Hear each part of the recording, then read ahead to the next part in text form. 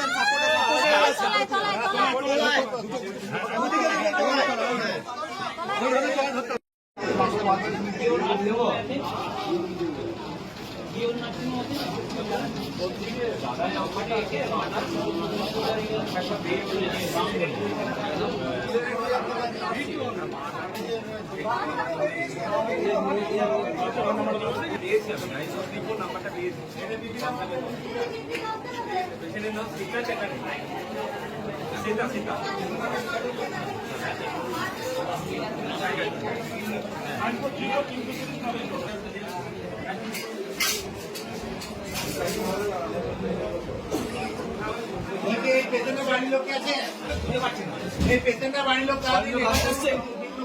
বিষ্ণুপুরে বাড়ি আসছে আস্তে আস্তে বেশি মোটামুটি হ্যাঁ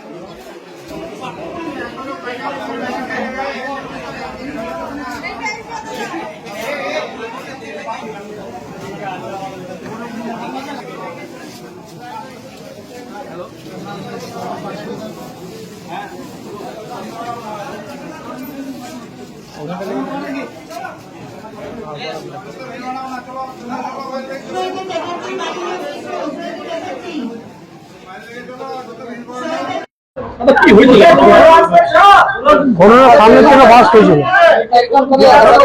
তারপরে একটা বট গাছে ধাক্কা মারলো।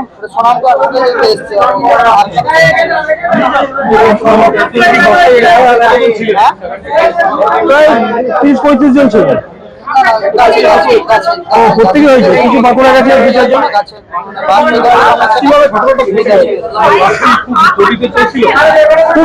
খুব সাইকেল, তো সামনে থেকে একটা বাস হয়ে গেল।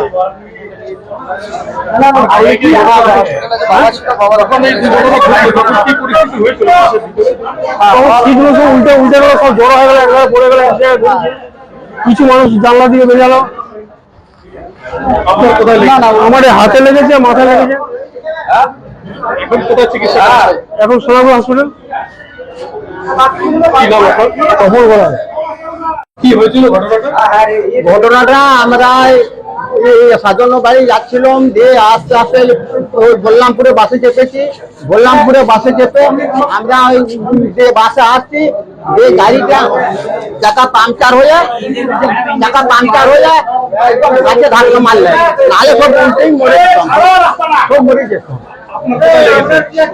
লেগেছে, কানটায় লেগেছে, পাটায় লেগেছে, কানটায় লেগেছে, পাটায় লেগেছে, এইগুলো লেগেছে। কতজন ছিলেন বাসে আপনারা?